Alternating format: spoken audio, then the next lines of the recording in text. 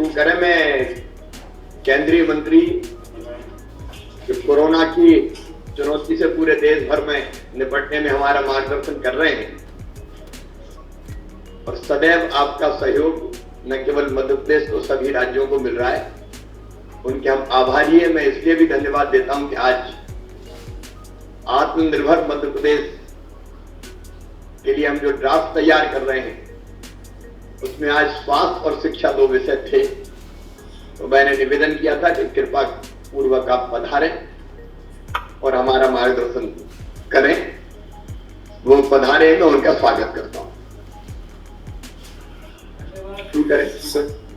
Sir, आपकी अनुमति से ये हमारा अंतिम सत्र जो है उसको शुरू करेंगे। सर, मैं माननीय केंद्रीय स्वास्थ्य मंत्री जी का स्वागत करता हूं। सर, दिन भर की डेलिब्रेशंस के बाद जो फाइनल प्रेजेंटेशन सभी ग्रुप्स ने मिलाकर के किया है उसे आपके समक्ष प्रस्तुत करने के लिए ग्रुप लीडर मोहम्मद सुलेमान से मैं रिक्वेस्ट करूंगा कि वो प्रेजेंटेशन करेंगे। सर, हम लोग के आज 4 सब ग्रुप थे सर, जिसमें कुल 81 एक्सपर्ट थे जो शामिल हुए। सर, यद्यपि चर्चा का समय ऑफिशियली 2 बजे तक था, लेकिन विषय की रुचि और विषय की व्यापकता को देखते हुए करीबन 3:40 तक लोगों के सुझाव हमें प्राप्त होते रहे। सर, बहुत सारे एक्सपर्ट्स ने अपने पावर पॉइंट प्रेजेंटेशन इस दौरान किए सर, जो उन्होंने हमको ईमेल भी किए और वो हमारे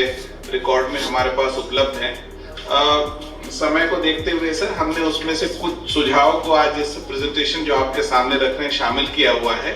बाकी हमारे पास डिटेल्स अवेलेबल हैं जिनको हम आगे भी उनको देखेंगे कि उसमें और क्या कर सकते हैं। सर, चलो नेक्स्ट स्लाइड।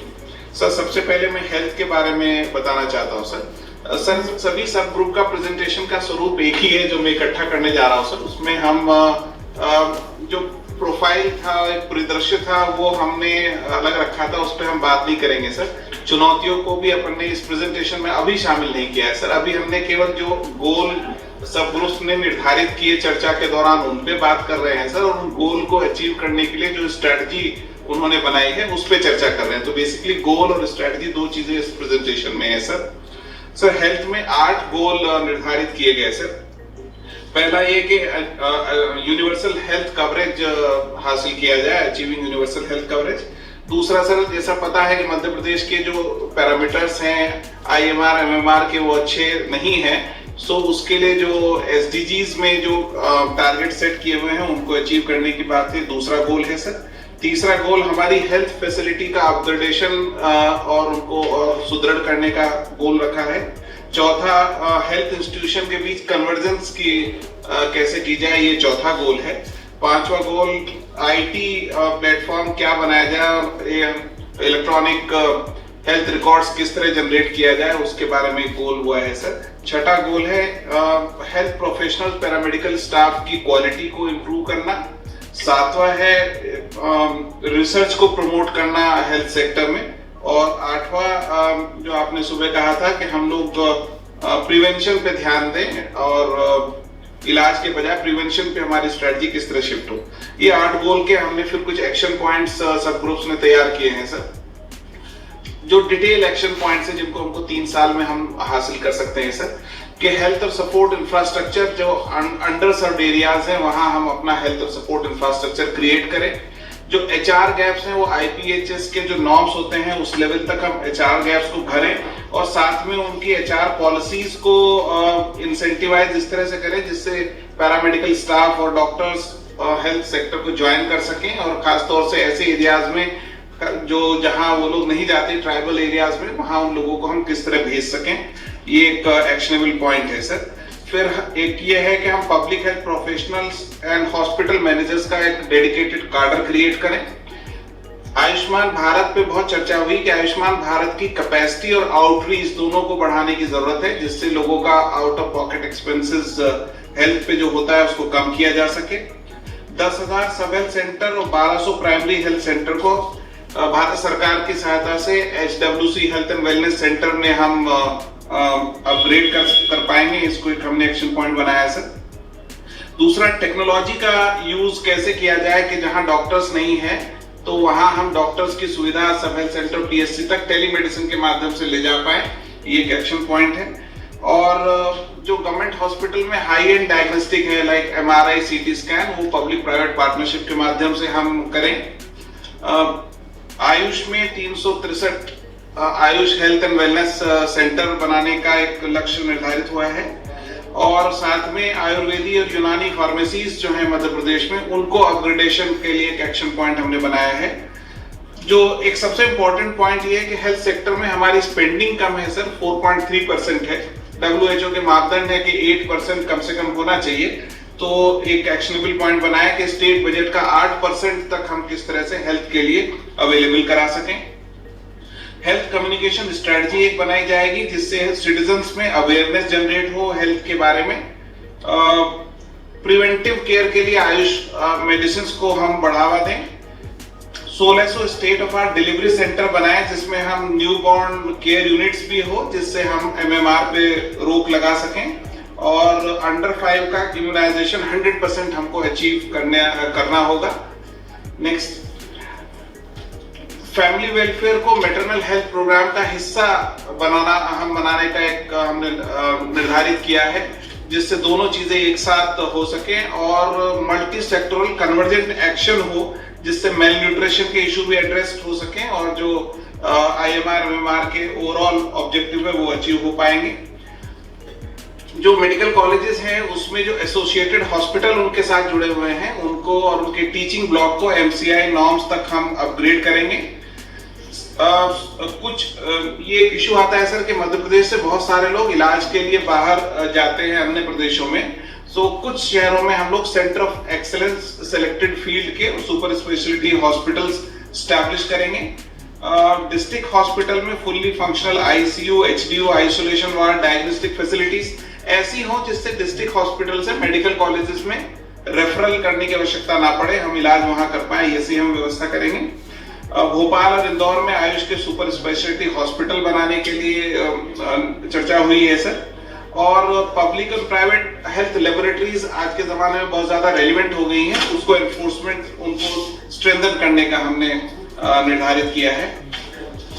एक और सर हमारे मंत्री जी की चर्चा से एक पॉइंट आया था सर कि हम मध्य प्रदेश बहुत कम राज्यों में अकेला ऐसा राज्य है जिसमें हेल्थ और मेडिकल एजुकेशन अलग अलग डिपार्टमेंट हैं, उसके कारण से कन्वर्जेंस में कई बार इशू आता है, तो दोनों डिपार्टमेंट को मर्ज करने की एक बात हुई है सर।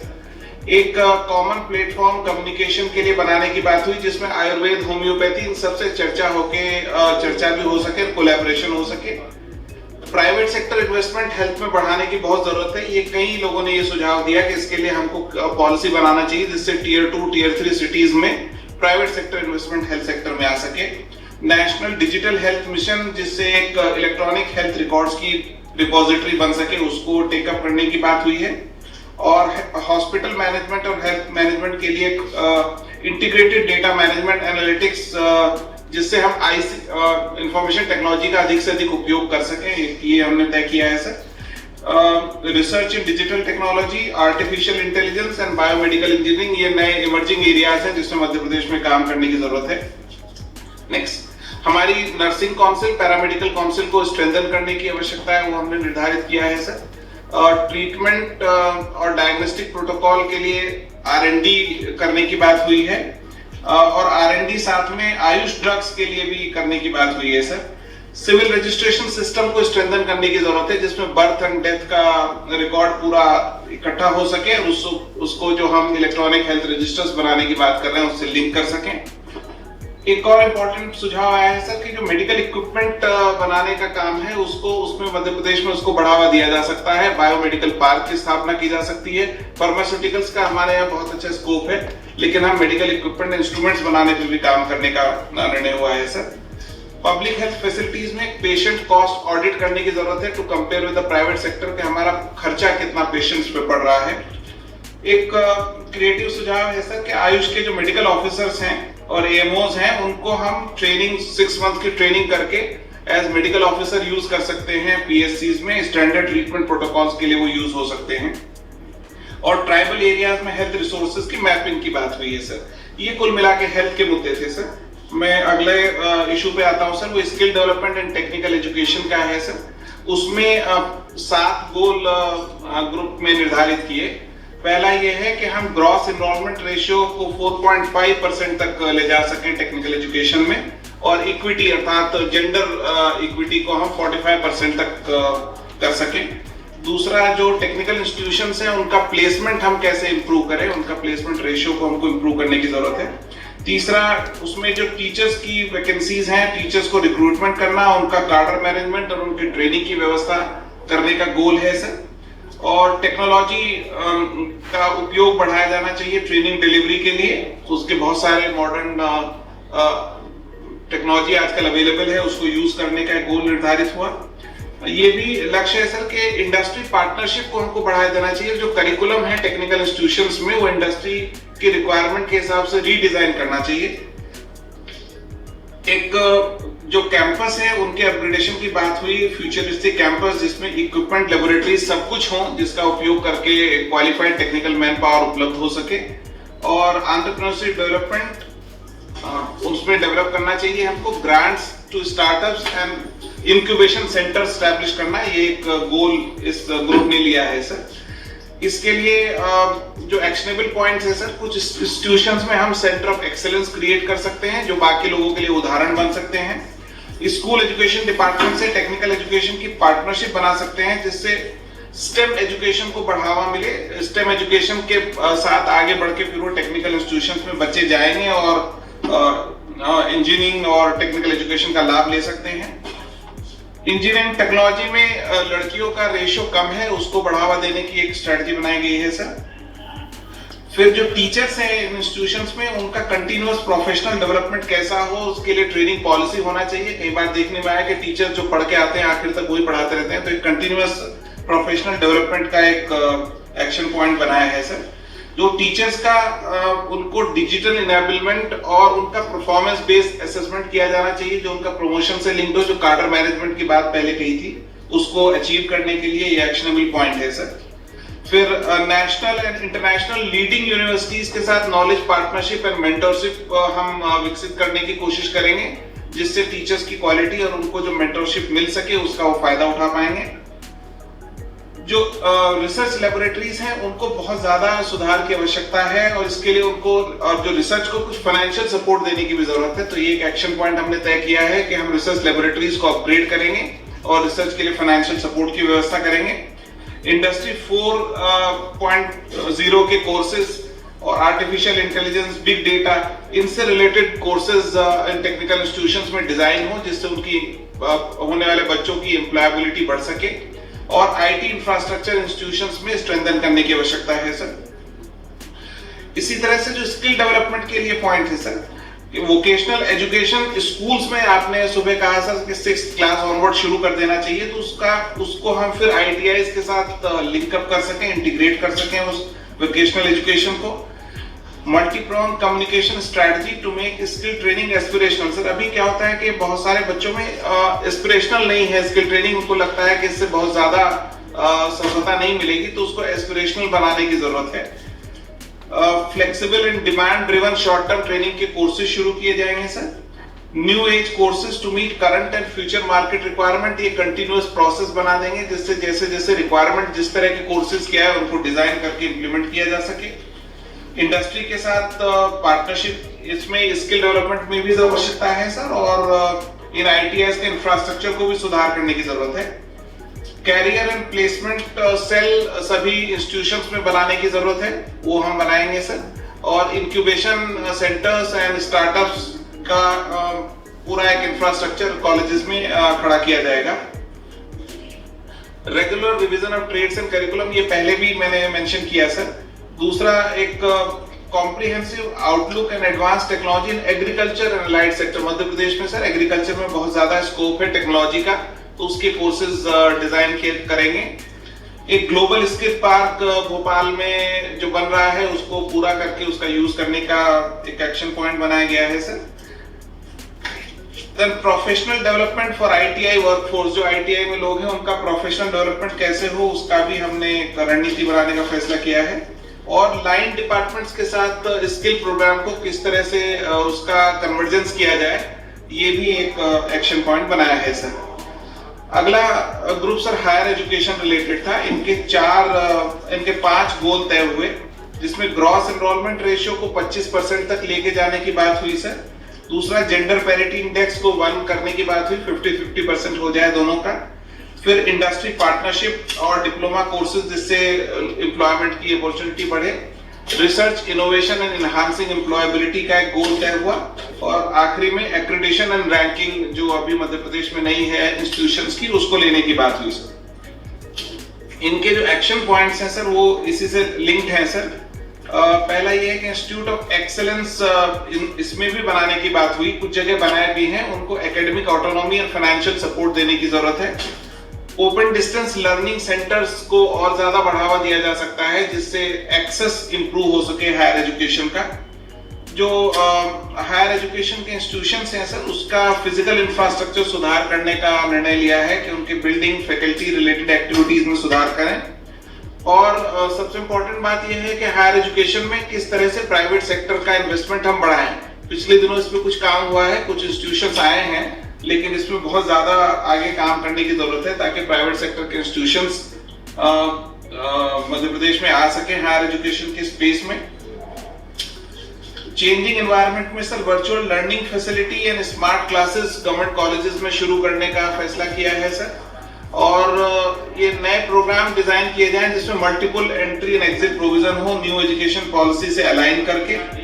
एक हायर एजुकेशन डिजिटल रिपोजिटरी की बात हुई है, जिसमें लर्निंग रिसोर्सेज हों और इंस्टीट्यूशंस के रिकॉर्ड हों, टीचर्स स्टूडेंट के डिजिटल फॉर्म में, सभी लोग उसका उपयोग कर पाएंगे। कुछ कॉलेज आइडेंटिफाई करके सर उनको क्वालिटी लर्निंग सेंटर में अपग्रेड करेंगे। जो हायर एजुकेशन इंस्टीट्यूशंस हैं, उनको फंक्शनल ऑटोनॉमी दी जाएगी और उसमें साथ में मल्टी डिसिप्लिनरी इंस्टीट्यूशंस क्रिएट होंगे। ये बात सर आई कि कई जगह हम लोग लॉ यूनिवर्सिटी बना रहे हैं, लेकिन उसमें अन्य कोर्सेज भी शामिल हो सकते हैं। तो हायर एजुकेशन के इंस्टीट्यूशन जो है वो केवल लॉ नहीं रहेंगे, तो फिर वो मल्टी डिसिप्लिनरी हो जाएंगे, जैसे दुनिया में सभी देशों में होते हैं सर। एम्प्लॉयबिलिटी बढ़ाने के लिए इंक्यूबेशन सेंटर हर स्टेट यूनिवर्सिटी में स्टैब्लिश किया जाएगा। जो करिकुलम है उसको रिवाइज करेंगे, जिससे आउटकम बेस्ड लर्निंग हो और एम्प्लॉयबिलिटी इंक्रीज हो सके। कॉलेजेस को ये छूट होगी कि वो अपने सर्टिफिकेट और डिप्लोमा कोर्सेज मार्केट नीड के हिसाब से डिजाइन कर सके। इंडस्ट्री के साथ ऐसी पार्टनरशिप होगी हायर एजुकेशन की, जिससे वो अपनी रिक्वायरमेंट के हिसाब से वहां कोर्सेज को यूज कर सके। और कॉलेजेस में प्लेसमेंट एंड एंटरप्रेन्योरशिप सेल्स हर कॉलेज में स्टैब्लिश किए जाएंगे। नेक्स्ट सर, जो नॉलेज पार्टनर की बात वहां थी, यहाँ भी करी हुई है कि नेशनल और इंटरनेशनल इंस्टीट्यूशंस के साथ नॉलेज पार्टनरशिप स्टैब्लिश करेंगे। एक एमपी नॉलेज कॉर्पोरेशन बनाएंगे, जिसमें इनोवेशन, रिफॉर्म्स, टेक्नोलॉजी, इंटरवेंशन सबको इकट्ठा एक जगह रखा जा सके। और टीचर्स ट्रेनिंग के लिए एक स्टेट पॉलिसी बनाई जाएगी फॉर हायर एजुकेशन सेक्टर्स। आखिरी सेक्टर सर स्कूल एजुकेशन का है। इसमें 3 गोल तय हुए हैं सर। पहला ये है top 10 and 5 position in country for MP in next 2 years respectively national achievement survey में। सो दूसरा programme for international student assessment की बात हुई, उसमें पार्टिसिपेट करना है। और तीसरा जो बोर्ड एग्जामिनेशन के रिजल्ट हैं उसमें इंप्रूवमेंट, क्लास 10th का 64 to 74% एंड 12th का 71 to 77%। नेक्स्ट, इसके लिए जो स्ट्रैटेजी है सर, पहला ये है कि हम 10,000 रिसोर्स रिच स्कूल क्रिएट करेंगे, उनको सीएम राइज स्कूल नाम से हम कहेंगे। 10,000 ऐसे स्कूल बनाए जाएंगे। दूसरी स्ट्रैटेजी ये है सर कि इन स्ट्रैटेजी के बारे में मैं थोड़ा डिटेल भी आगे बताऊंगा सर। दूसरी स्ट्रैटेजी ये है कि मिशन अंकुर एक फाउंडेशन लिटरेसी एंड न्यूमरेसी के लिए ग्रेड 1 to 2 के लिए एक मिशन अंकुर चलाया जाएगा।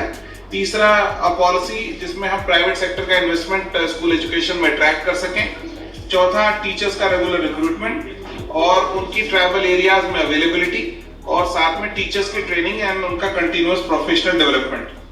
सर, ये जो 10,000 सीएम राइज स्कूल्स की बात है, इसमें 9 बातें कही गई हैं। इन स्कूलों में सब बेसिक इंफ्रास्ट्रक्चर जो है वो प्रोवाइड करेंगे। उसमें कोई टीचर्स की वैकेंसी नहीं होगी। उसमें डिजिटल एजुकेशन को बढ़ावा दिया जाएगा और कोर एकेडमिक प्रोसेस पे ध्यान रखा जाएगा। स्टीम जो नया फील्ड है, science, technology, engineering, arts and math based learning होगी। सोशल इमोशनल स्किल्स को आप सुबह मेंशन कर रहे थे, उसको प्रमोट किया जाएगा sir. Leadership, motivation and parental engagement, मतलब परिवार के साथ जुड़ाव जैसे प्राइवेट सेक्टर में होता है, वो व्यवस्था यहाँ भी की जाएगी। ये सभी स्कूल सीबीएसई एक्रेडिटेड होंगे, ये प्रपोज कर रहे हैं, और उसमें कम से कम एक इंग्लिश मीडियम का सेक्शन हर स्कूल में होगा। IT based school management and learning system in 10,000 school में बनाने की बात हुई है। इसका सर हमने फाइनेंशियल कॉस्टिंग भी एसेस करी है और फाइनेंसिंग के ऑप्शन भी रखे हैं, लेकिन वो हमने प्रेजेंटेशन में शामिल नहीं किए हैं। प्रोजेक्ट अंकुर सर जो फाउंडेशनल लिटरेसी एंड न्यूमरेसी के लिए है सर, उसमें बेसिकली ये न्यू एजुकेशनल पॉलिसी 2020 जो है उससे रिलेटेड बात है सर, कि उसके साथ हम करेंगे। इसमें बेसिकली जो किया जाएगा वो ये है कि हम मेजरेबल लर्निंग आउटकम ग्रेड 1 और ग्रेड 2 के लिए बनाएंगे, और वो खासतौर से लैंग्वेज और मैथ्स में होंगी। उसके student workbook and teachers handbook redesign करेंगे, and pre primary teacher learning institute एक जो पहले से है सर, इसको स्ट्रेंथन करेंगे और teachers training and capacity building करेंगे। इस पॉइंट ऑफ व्यू से बच्चों के हिसाब से देखते हुए सर थोड़ा vibrant and print rich classroom होंगे, जिसमें विजुअल चीजें ज्यादा होंगी। वहां भी उनके पेरेंट्स के साथ एंगेजमेंट को बढ़ावा देंगे, और थर्ड पार्टी इवैल्यूएशन भी साथ में रखा जाएगा आईटी बेस्ड सर। फिर टीचर्स ट्रेनिंग प्रोफेशनल डेवलपमेंट के लिए सर इंपॉर्टेंट है ही सर, ये पहले भी करते आए हैं कि टीचर्स का रेगुलर रिक्रूटमेंट किया जाए। जो हमारा state institute for education management and learning है और इंग्लिश लैंग्वेज ट्रेनिंग इंस्टीट्यूट है, उसको स्ट्रेंथन करेंगे सर। और टीचर्स एजुकेशन कॉलेज है, institute of advance studies and education, इनको सेंटर ऑफ एक्सीलेंस में अपग्रेड किया जाएगा। टीचर्स के प्रोफेशनल डेवलपमेंट के लिए सर ये पॉइंट रिपीट हो रहा है कि टीचर्स का हम रेगुलर रिक्रूटमेंट करेंगे। जानकारी के लिए सर लास्ट रिक्रूटमेंट टीचर का 2013 में हुआ था, और तब से हर साल करीबन 4,500 टीचर रिटायर होते हैं, तो इस एक्सरसाइज को हमको नियमित रूप से करना पड़ेगा सर।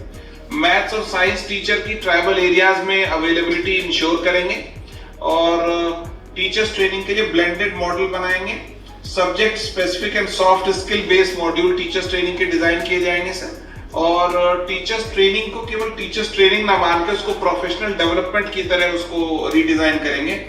और जो ट्रेनिंग कैलेंडर है वो आईटी बेस्ड ऑटो जनरेटेड होंगे टीचर्स की लाइफ साइकिल के लिए।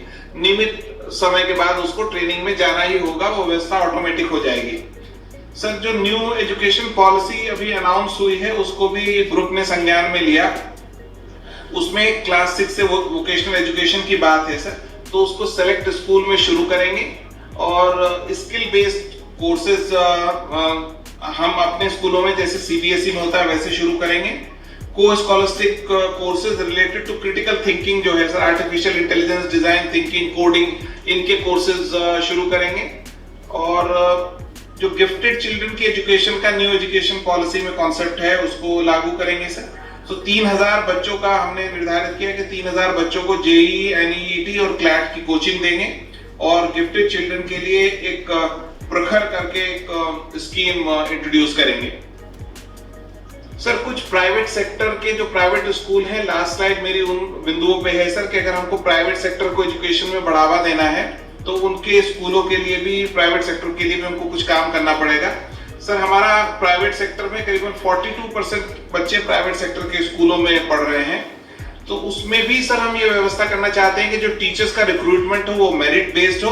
टीचर्स का, उनको भी टीचर्स एलिजिबिलिटी टेस्ट कंटिन्यूअसली करना चाहिए।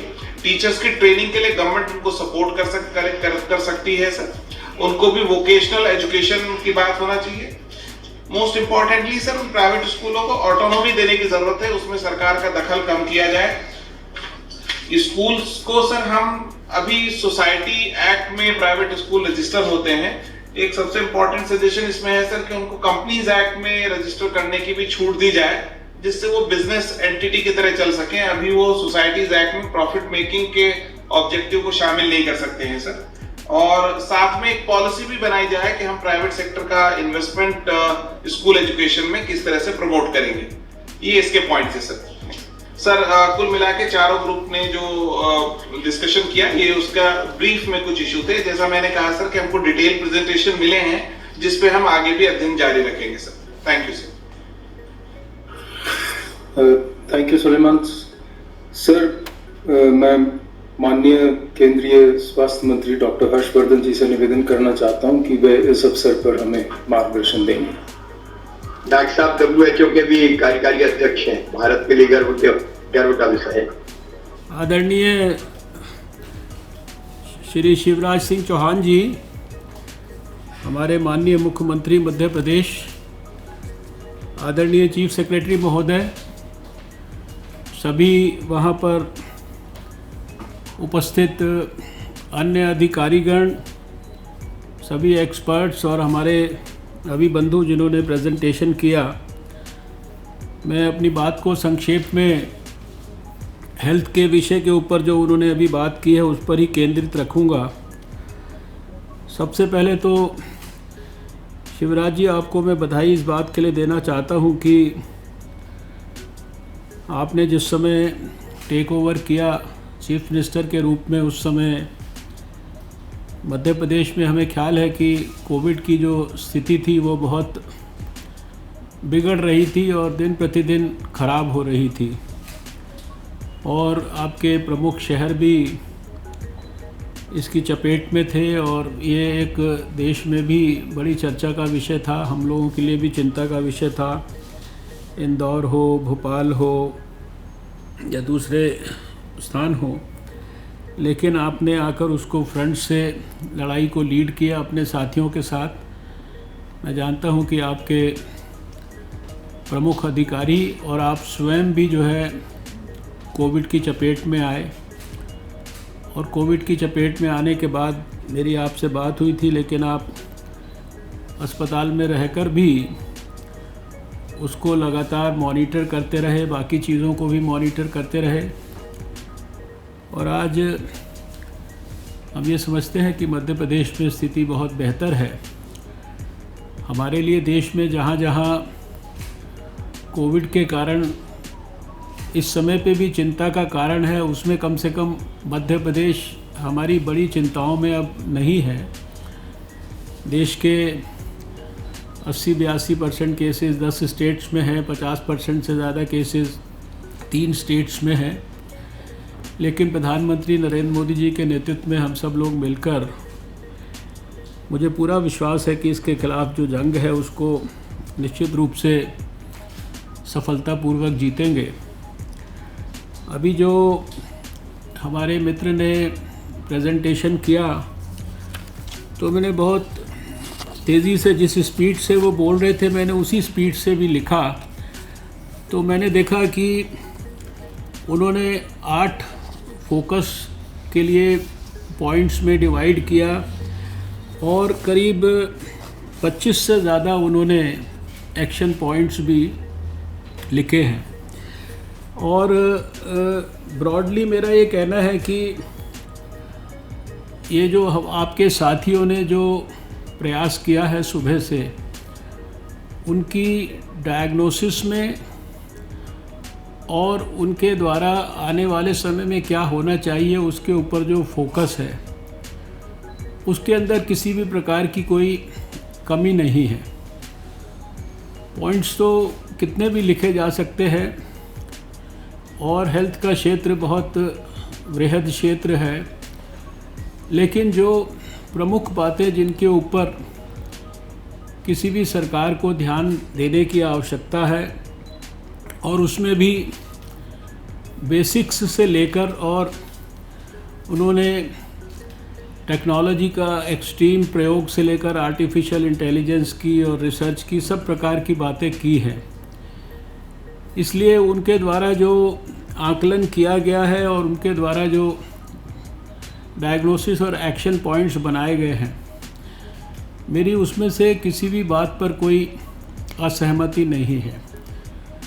मध्य प्रदेश अनेक पैरामीटर्स के अंदर हो सकता है कि अप टू द जो डिज़ायर्ड लेवल है उस तक ना पहुंचा हो, लेकिन मैं जब रिव्यू कर रहा था तो मेरे ध्यान में आया कि पिछले 15 साल में आपके नेतृत्व में बहुत सारे इनोवेटिव कार्यक्रम ये मध्य प्रदेश में हुए हैं, सभी क्षेत्रों में।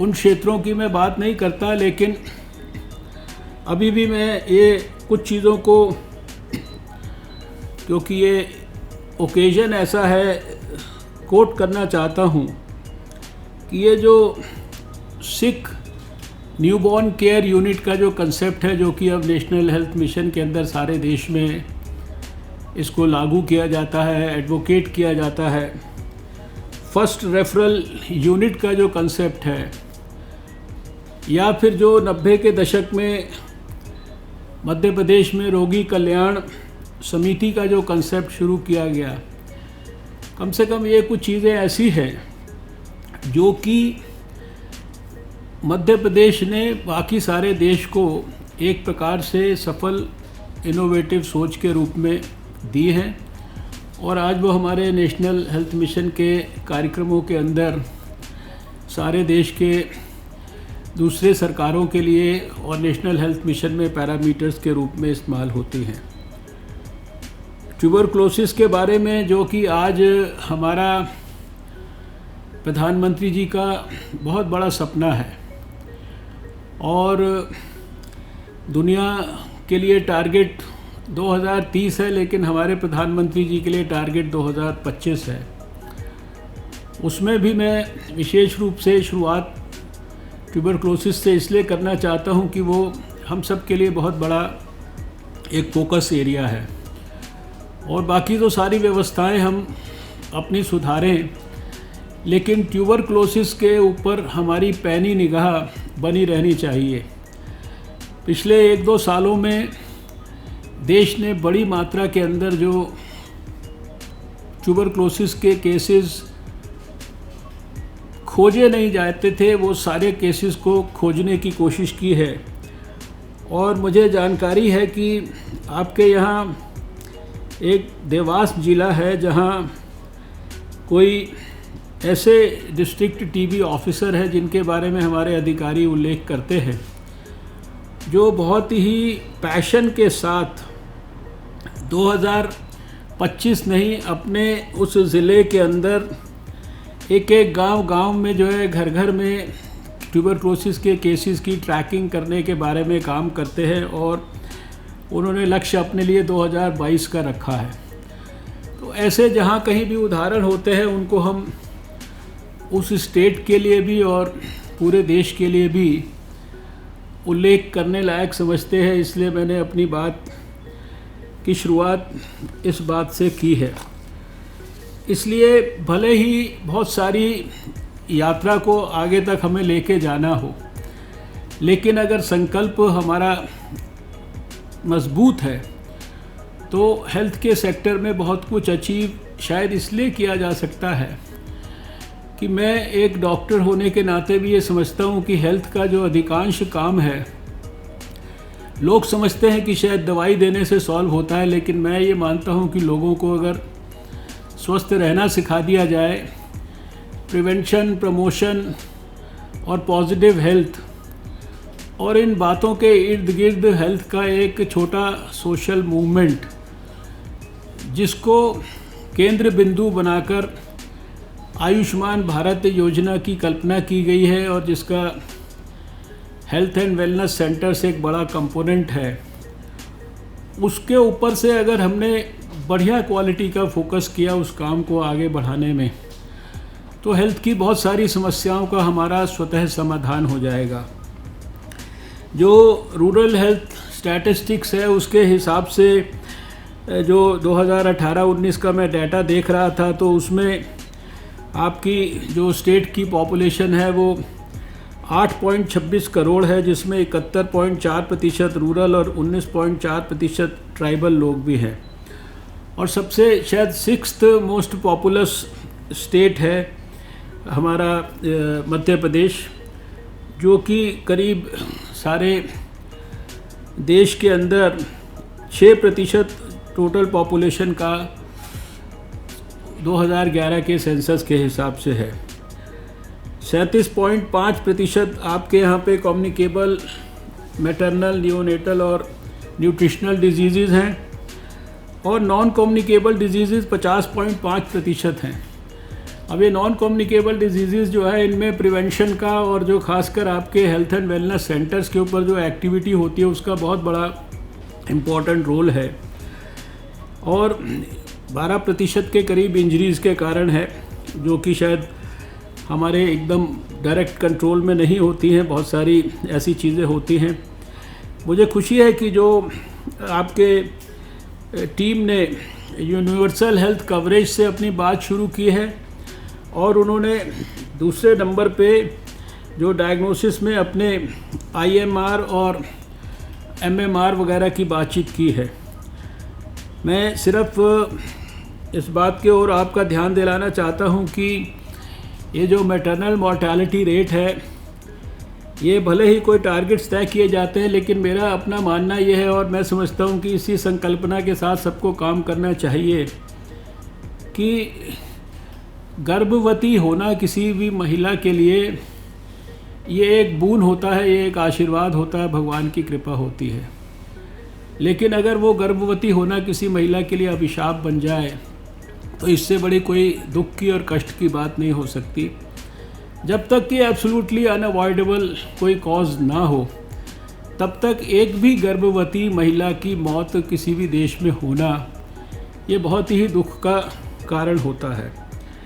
अभी जबकि सस्टेनेबल डेवलपमेंट गोल के हिसाब से भारत के लिए टारगेट 70 है, आज हम भारत में मैटरनल मोर्टेलिटी जो हमारा रेट है, रेशो है, ये 113 है और मध्य प्रदेश के लिए ये अभी 173 है।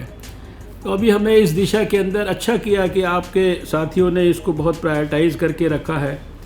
इसी प्रकार से इन्फेंट मोर्टेलिटी रेट के बारे में भी हमारे अगर देश में 32 है तो मध्य प्रदेश में 48 है। नियोनेटल मोर्टेलिटी रेट हमारे देश में 23 है तो आपके यहाँ 33 है। अंडर 5 मोर्टेलिटी रेट देश में 37 है, आपके यहाँ 55 है। और टोटल फर्टिलिटी रेट 2.2 देश में अगर है तो आपके यहाँ 2.7 है। मेरा सिर्फ इस विषय के ऊपर आपका ध्यान दिलाने का आशय ये है, मैं नहीं समझता कि आपको इसका ध्यान नहीं है, आप 15 साल स्वयं मुख्यमंत्री रहे हैं, लेकिन ये विषय और इसके साथ साथ जो इम्यूनाइजेशन का विषय है, इम्यूनाइजेशन के संदर्भ में मेरा इतना कहना है कि हम लोग कभी कभी अगर 70% 80% बच्चों को इम्यूनाइज कर पाते हैं तो हम उससे खुश हो जाते हैं, या हम 80% से 90% पे जाने की टारगेट तय करते हैं। लेकिन अगर देश में एक रॉबस्ट यूनिवर्सल इम्यूनाइजेशन का प्रोग्राम हो जिसमें लगभग 1 दर्जन टीके निःशुल्क हर बच्चे के लिए उपलब्ध होते हों, तो देश में एक भी बच्चा ऐसा छूटना नहीं चाहिए जो कि किसी भी टीके से वंचित रहे। और इस प्रोग्राम पे जितना भी फोकस किया जाए वो कम है। अगर देश ने पोलियो के ख़िलाफ़ या स्मॉल पॉक्स के ख़िलाफ़ जो जंग है उसको इस स्तर तक जीता कि हमने उन बीमारियों का परमानेंट खात्मा कर दिया, तो वो तभी हो पाया जब 100% हम लोगों तक पहुंच गए। 100% बच्चों को हम लोगों ने पोलियो की वैक्सीन कई बार दी। इसलिए मैं ये ध्यान दिलाना चाहता हूं कि ये यूनिवर्सल इम्यूनाइजेशन प्रोग्राम, इसके बारे में भी जो अभी बात की गई है आपके साथियों के द्वारा, उन्होंने बहुत अच्छा इसके बारे में फोकस किया है। प्रधानमंत्री जी का आयुष्मान भारत जो है वो बहुत बड़ा एक पैशन वाला प्रोग्राम है।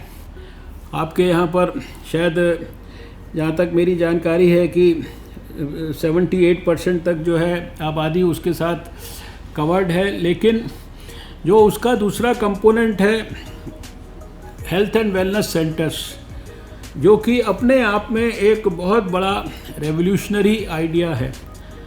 पहले जो सब सेंटर्स होते थे या कम्युनिटी हेल्थ सेंटर्स या जो हमारे दूसरे district hospitals, primary health centres वगैरह, उन्हीं का एक प्रकार से एक नया रूप है ये हेल्थ एंड वेलनेस सेंटर्स। और इनको विकसित करने के लिए भारत सरकार की तरफ से सब प्रकार की सपोर्ट दी जा रही है। जहाँ तक मैं समझता हूँ कि इस विषय पर भी आपका व्यक्तिगत तौर पर बहुत बड़ा फोकस होना चाहिए। और जिस भी क्षेत्र में मैंने तो अपने जो अधिकारी हैं अपनी मंत्रालय में उनको ये कहा है कि आप देश में कहीं पर भी किसी भी काम से जाएंगे तो आपके उस विज़िट के अंदर उस स्थान पर जहाँ भी आप जिस भी पर्पज़ से जाएं वहाँ पर आप एक हेल्थ एंड वेलनेस सेंटर के ऊपर ज़रूर जाएंगे, ताकि सारे देश में ये हेल्थ एंड वेलनेस सेंटर्स का कंसेप्ट ये बड़े पैमाने पर विकसित हो। आपके जो आबादी के हिसाब से आपके यहाँ पर 10,565 ये आयुष्मान भारत के हेल्थ एंड वेलनेस सेंटर्स जो है क्रिएट होने हैं, जिसमें से अभी करीब 2,986 जो है वो क्रिएट हुए हैं, यानी 28.26% फंक्शनल हैं।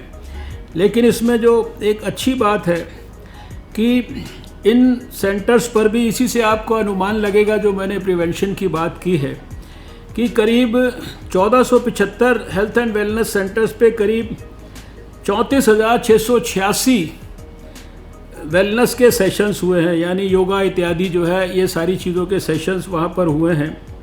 और जो 14 अप्रैल 2018 के बाद से हमने देखा डाटा की करीब 1 करोड़ से ज़्यादा जो है यहाँ पर जो है टोटल फुटफॉल जो है in health and wellness centres पर है। अब आप इससे अंदाज़ा लगा सकते हैं कि आपकी टोटल आबादी ये करीब 8 करोड़ है और आपके हेल्थ एंड वेलनेस सेंटर्स जो है अभी 28.26% फंक्शनल हैं। लेकिन इसके बावजूद भी अभी थोड़े 1 साल पहले का डाटा जब हम एनालाइज करते हैं तो 1 करोड़ से ज़्यादा का फुटफॉल है, यानी इनकी जो उपयोगिता है वो कितनी महत्वपूर्ण है, ये मैं समझता हूँ कि इसको हाईलाइट करने के लिए ये विषय मैंने आपके सामने रखा। 94 लाख से ज़्यादा लोगों को यहाँ पर दवाइयाँ मिली हैं आपके यहाँ, 34 लाख से ज़्यादा लोगों के डायग्नोस्टिक टेस्ट हुए हैं, 3 लाख पेशेंट्स ने अभी, जबकि ये एक तरह से डेवलपिंग एरिया है, 3 लाख से ज़्यादा पेशेंट्स को टेली कंसल्टेशंस मिल गई हैं और लगभग इसी तरह से 3 लाख के करीब पार्टिसिपेंट्स जो है उन्होंने वेलनेस सेशंस में पार्टिसिपेट किया है। और इसी प्रकार से ये डायलिसिस और ये सारी चीज़ें। और सबसे बड़ी बात यह है कि ये हेल्थ एंड वेलनेस सेंटर्स लगभग कोई ऐसी चीज़ नहीं है जो गाइडलाइंस हैं, जिन गाइडलाइंस को इम्प्लीमेंट करने के लिए भारत सरकार सपोर्ट करती है। उसमें चाहे वो मैटरनल हेल्थ हो, चाइल्ड हेल्थ हो, कम्युनिकेबल डिजीज़ हो, इम्यूनाइजेशन हो, malaria, TB, leprosy, non communicable disease, इसी तरह से IENT, care of elderly, mental health, palliative care और बेसिक इमरजेंसी, ये सारी चीज़ों का जो एक प्रकार का जो ये बड़ा पैकेज है, ये सारा का सारा यहाँ पर उपलब्ध कराना उस योजना का पार्ट है। जहाँ जहाँ ये हेल्थ एंड वेलनेस सेंटर्स पर वहाँ की सरकारों ने विशेष ध्यान दिया है और उसमें भी मैं विशेष रूप से ये चाहता हूँ कि स्वास्थ्य मंत्री के अलावा मुख्यमंत्री का विशेष रूप से इस विषय के ऊपर अगर ध्यान केंद्रित रहेगा, इसके बारे में पूछताछ होगी और 2022-31 दिसंबर तक जो प्रधानमंत्री जी का टारगेट है कि 1,50,000 ये हेल्थ एंड वेलनेस सेंटर्स और फुली फंक्शनल, वाइब्रेंट, एनर्जेटिक और समाज के साथ जुड़े हुए और समाज की जो सारी जो ऊर्जा है वो पॉजिटिव हेल्थ के नाते विकसित हो। अभी कल ही हमने एक बड़े प्रोजेक्ट को CDAC की मदद से जिसको विकसित किया, इसी कमरे के अंदर हमने पिछले साल नवंबर के महीने में ये तय किया था कि in health and wellness centres के तक ग्रास रूट लेवल तक जो भी मरीज़ आते हैं या जो भी डॉक्टर्स यहाँ पर रहते हैं, उनका मेडिकल कॉलेज के हाईएस्ट लेवल पर जो मोस्ट क्वालिफाइड या मोस्ट नॉलेजेबल डॉक्टर्स हैं, उनके साथ उनका डायरेक्ट कनेक्ट करके और उनको सारी की सारी जो सुविधाएं टेली कंसल्टेशन की वो मिलने की जो स्थिति है वो निर्माण होनी चाहिए।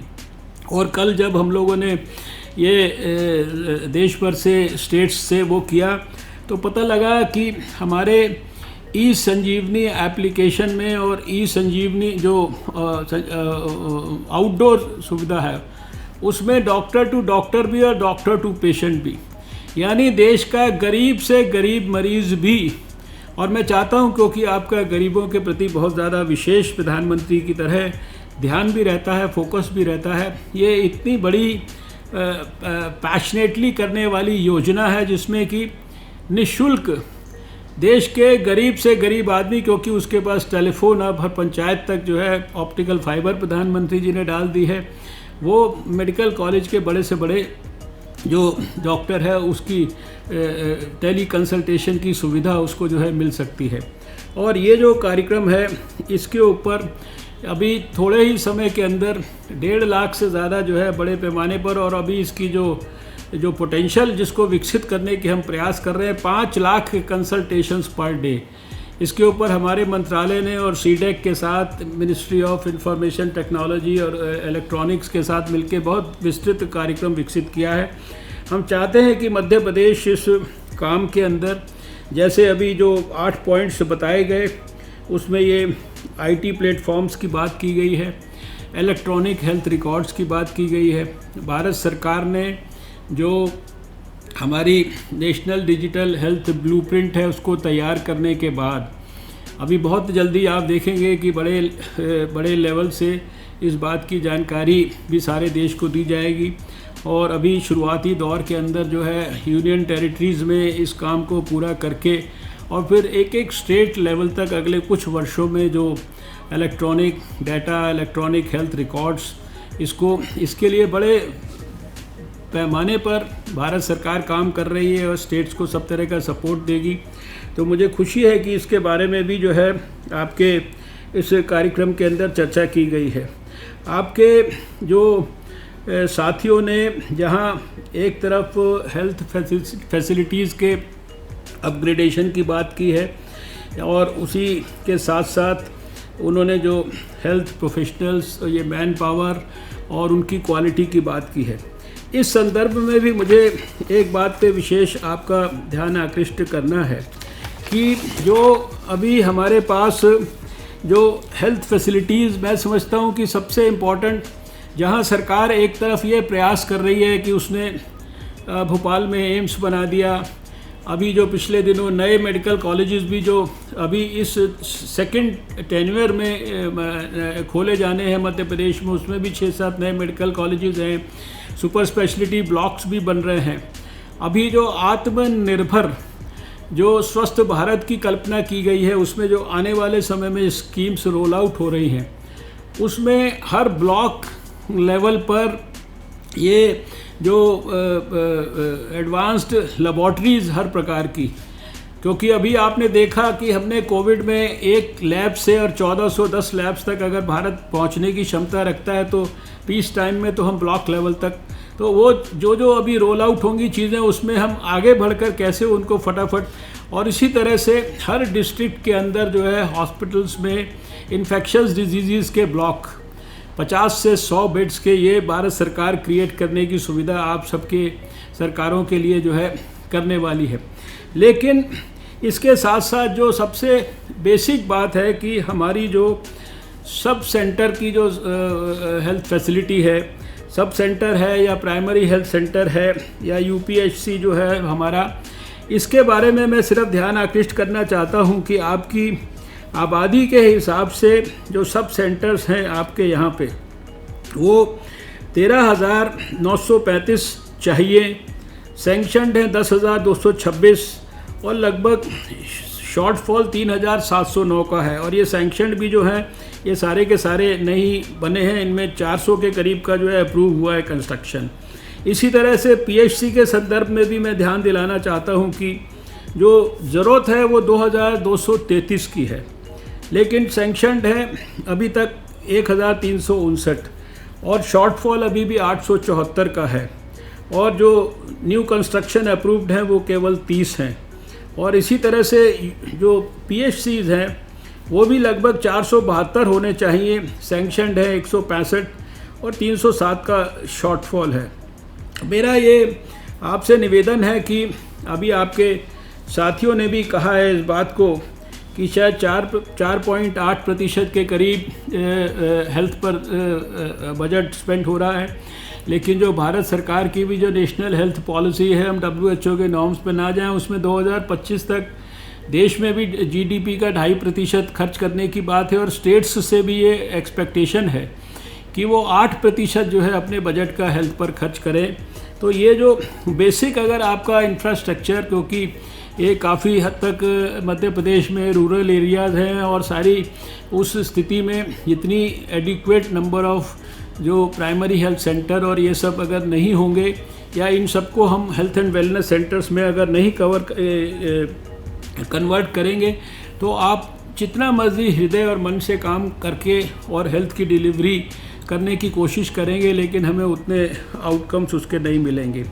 इसी संदर्भ में ये बात भी मैं थोड़ा सा ध्यान दिलाना चाहता हूँ कि ये शायद बहुत ही ज़्यादा प्रायोरिटी से लेने का एक प्रकार से विषय है कि जो हमारे जो रेगुलर कैडर्स हैं इनके अंदर जो वैकेंसीज रहती है, इसको भी सरकारों को और ख़ासकर हेल्थ सेक्टर में इसकी कमी, और अभी जैसे एजुकेशन की भी बात हो रही थी उसमें वो कमी, उसका गुणात्मक एक प्रकार से बहुत ही ज़्यादा क्वालिटेटिव जो है नुकसान जो है वो महसूस होता है। क्वालिटी में हर चीज़ की दिक्कत होती है क्वांटिटी की कमी के कारण।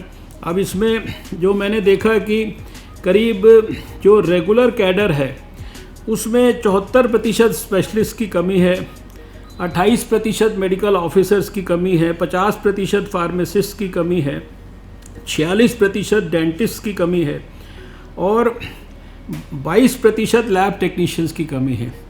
मुझे लगता है क्योंकि ये आपकी सब सैंक्शन पोस्ट्स हैं, इनके ऊपर ये कमियों को तुरंत दूर करना चाहिए। और दूसरी, जो नेशनल हेल्थ मिशन में जो वैकेंसीज़ होती हैं उनका पैसा तो भारत सरकार देती है जब आप मांगते हैं तो, और उनको पूरा करने के लिए शायद सरकार के ऊपर भी उस तरह का बोझ नहीं पड़ता है। इसमें मैं देख रहा था कि करीब 42% staff nurse, 48% lab technicians, 39% medical officers, 71% specialist, 37% pharmacist और 78% डेंटिस्ट, इन लोगों की एक प्रकार से कमी है।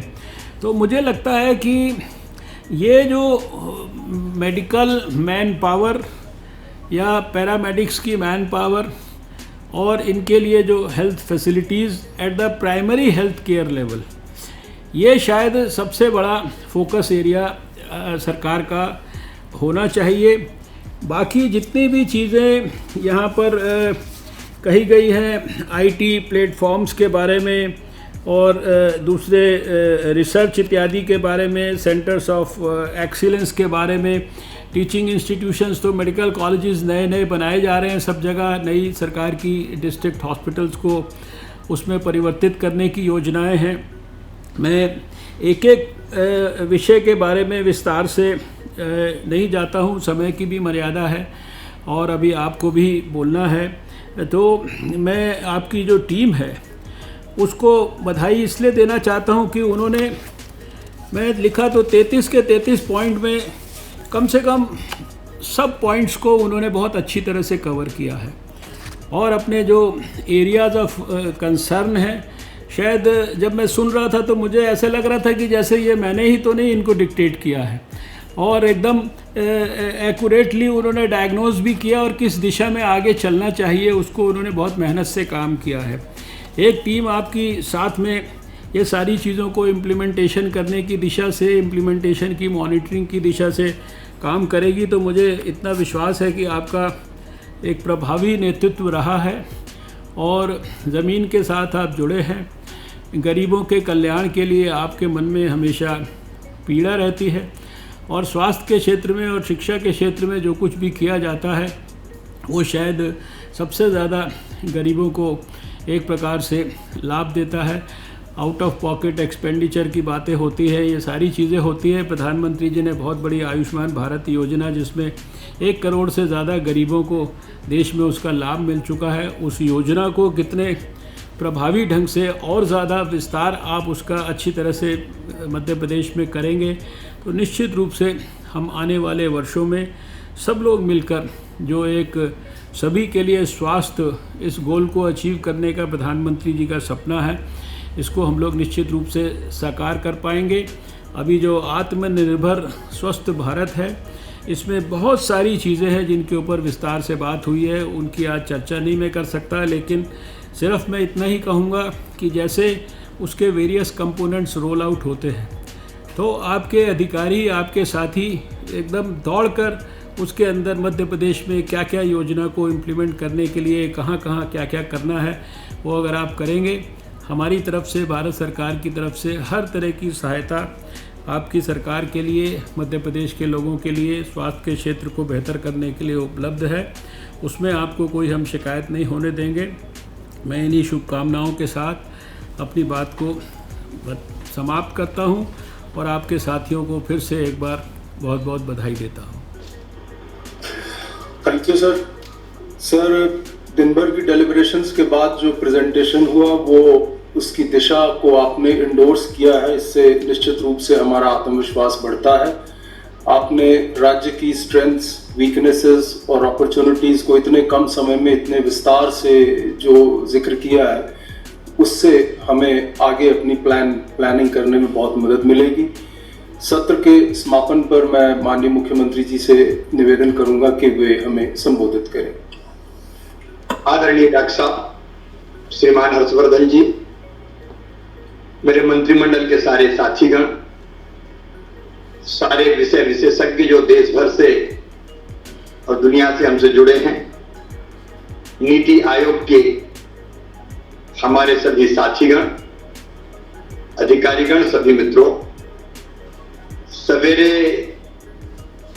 जब हम वेबिनार प्रारंभ कर रहे थे तब विस्तार से मैंने हेल्थ और एजुकेशन के बारे में अपने विचारों का प्रकटीकरण किया था और मुझे खुशी है, जैसा आदरणीय डॉक्टर हर्षवर्धन जी बता रहे थे, अधिकांश पॉइंट मैं समझता हूं लगभग जितनी चीजें दिमाग में थी वो सब विशेषज्ञों की टीम ने बहुत अच्छे ढंग से कवर किए हैं। अब मेरा काम ज्यादा बोलना नहीं, मेरा काम यह है कि हम इन सब चीजों को जो एक्शनेबल पॉइंट्स हमने निकाले हैं, इनको ढंग से जमीन पे हम उतारें। एक बात मैं खुद फील करता हूं, सवेरे भी मैंने कहा था कि जहां तक मध्य प्रदेश का सवाल है, हम बीमारू राज्य कहे जाते थे कुछ वर्षों तक, और जब हमने सरकार संभाली थी तब हमारी प्रायोरिटी, हमारी प्राथमिकताएं थी सड़क, बिजली, पानी, कृषि, जो पहली नजर में हमको दिखाई देता था। उस दौरान स्वास्थ्य और शिक्षा के क्षेत्र में भी काम हुआ, लेकिन जितना फोकस्ड होना चाहिए था उतना नहीं हुआ, और इसलिए इस बार आत्मनिर्भर स्वस्थ मध्य प्रदेश के लक्ष्य को प्राप्त करने के लिए ये दोनों क्षेत्र, स्वास्थ्य और शिक्षा, हमारी सर्वोच्च प्राथमिकता है। और इसी भाव से हमने ये वेबिनार किया है कि हम दोनों क्षेत्रों में अपने प्रयत्नों में कोई कमी ना छोड़ें, कोई कसर ना रखें। आज जो गोल्स हमने तय किए हैं, हेल्थ के हों, एजुकेशन के हों, टेक्निकल एजुकेशन के हों, हायर एजुकेशन के हों, स्कूली शिक्षा के हों, या हेल्थ में भी आयुष के भी हों, उनको पूरा करने के लिए हम परिश्रम की पराकाष्ठा और प्रयत्नों की परिसीमा करेंगे। पहली चीज होती है इसके लिए आवश्यक संसाधन। जैसा डॉक्टर साहब ने बताया कि माननीय प्रधानमंत्री श्रीमान नरेंद्र मोदी जी का भी संकल्प है स्वस्थ आत्मनिर्भर भारत, तो भारत सरकार से हमको हर संभव सहयोग मिलेगा, ये मेरा विश्वास है। और मध्य प्रदेश को भी अपने बजट का, जैसे यहां रिकमेंड किया गया कि 8% के आसपास हेल्थ पर खर्च करना चाहिए, एजुकेशन पर भी पर्याप्त खर्च करने की आवश्यकता है। वो प्राइमरी चीज है, क्योंकि सुविधाओं के लिए हमको बजट चाहिए, उसका इंतजाम हम करेंगे। यूनिवर्सल हेल्थ कवरेज का सवाल है, या इम्यूनाइजेशन जिसकी बात डॉक्टर साहब कह रहे थे, हम इसमें ये लक्ष्य नहीं रख सकते कि 70% करेंगे, 80% करेंगे। उन्होंने बिल्कुल सही कहा। हमारी कोशिश रहेगी कि 2021 के अंत तक हम 100% टीकाकरण का काम करें। जब पल्स पोलियो के अभियान को सफल बनाया जा सकता, तो ये सफल क्यों नहीं हो सकता? आयुष्मान भारत को और कैसे ढंग से इंप्लीमेंट किया जाए, और हेल्थ एंड वेलनेस सेंटर जिसके बारे में हमारे विषय विशेषज्ञों ने भी विचार करके सिफारिश की है और डॉक्टर साहब ने भी कहा है, उन पर हम फोकस करेंगे। टीबी जैसा प्रधानमंत्री जी की मंशा है 2025 तक मध्य प्रदेश से इसका खात्मा कर दें, इसमें कसर नहीं छोड़ेंगे। एक और टेलीमेडिसिन नई विधा है, कोरोना काल में हमने और इसकी उपयोगिता को समझा। बिना जाए विशेषज्ञ डॉक्टर्स का परामर्श प्राप्त हो सके, उसको बेहतर ढंग से इंप्लीमेंट करने का काम करेंगे। जितने हेल्थ और वेलनेस सेंटर चाहिए, हेल्थ सब सेंटर चाहिए, पीएचसी चाहिए, उसको हम पूरा करेंगे। रेगुलर कैडर बजट के कारण कई बार दिक्कत आती है, लेकिन प्राथमिकता देके वो भर्ती भी हो। एनएचएम की भी वैकेंसी हम भरें और मेडिकल मैन पावर में कमी ना आने दें, उसके प्रयास हम लोग करेंगे। बहुत विस्तार से मुझे नहीं कहना है। शिक्षा के क्षेत्र में भी जो लक्ष्य निर्धारित हुए हैं, निश्चित तौर पर हम उन लक्ष्यों को पूरा करेंगे। और स्वास्थ्य के क्षेत्र में आयुष को पर्याप्त महत्व देते हुए आयुर्वेद, योग और प्राकृतिक चिकित्सा, उस पर भी हम पहले से आयुष पर मध्य प्रदेश पर हमने ध्यान दिया है और बेहतर ध्यान देने का काम करेंगे। और टेक्निकल एजुकेशन, रोजगार और उनकी शिक्षा के लिए, चाहे वो कक्षा 6वीं से, जैसा नई शिक्षा नीति में कहा गया है, हम कैसे बच्चों के हाथ में कौशल लाना शुरू करें ताकि रोजगार समस्या ना बन जाए, उस दिशा में हम प्रयास करेंगे। एक एक बात को दोहराने की मैं आवश्यकता महसूस नहीं करता। मैं तो डॉक्टर साहब को हृदय से धन्यवाद देता हूं। मैंने आग्रह किया, उन्होंने स्वीकार किया, और हमारे जो गोल्स तय हुए हैं उन लक्ष्यों को और ठीक दिशा प्रदान करने के लिए डॉक्टर हर्षवर्धन जी का मार्गदर्शन हमारे लिए मील के पत्थर का काम करेगा। और समय समय पर जब जरूरत होगी हम उनसे गाइडेंस लेते रहेंगे। मैं सभी विषय विशेषज्ञों को, उन मित्रों को जिन्होंने अपने अमूल्य सुझाव दिए हैं, पेपर्स भेजे हैं, उनके एक बार फिर हृदय से आभार व्यक्त करता हूं। इस संकल्प के साथ के जो लक्ष्य हमने तय किए हैं, उसके लिए एक्शन के पॉइंट्स निकाले हैं, उन पर हम 50%, 75% नहीं, 100% काम करने की पूरी कोशिश करेंगे। तभी स्वस्थ और आत्मनिर्भर मध्य प्रदेश बनेगा। मुख्यमंत्री का फोकस भी अगर होता है तो चीजें तेजी से चलती है, हम सब जानते हैं। तो मुख्यमंत्री के नाते मेरे मंत्रिमंडल के साथी तो प्रयास करेंगे ही, मैं स्वयं भी इस पर पूरी तरह से फोकस करूंगा। आप सभी को बहुत बहुत धन्यवाद। सर, केंद्रीय स्वास्थ्य मंत्री जी, नीति आयोग और आज के इस सत्र में हमारे साथ दिन भर जो विषय विशेषज्ञ जुड़े रहे, उन सबके प्रति मैं आभार व्यक्त करते हुए आपकी अनुमति से आज का ये वेबिनार समाप्त करने की अनुमति चाहता हूँ।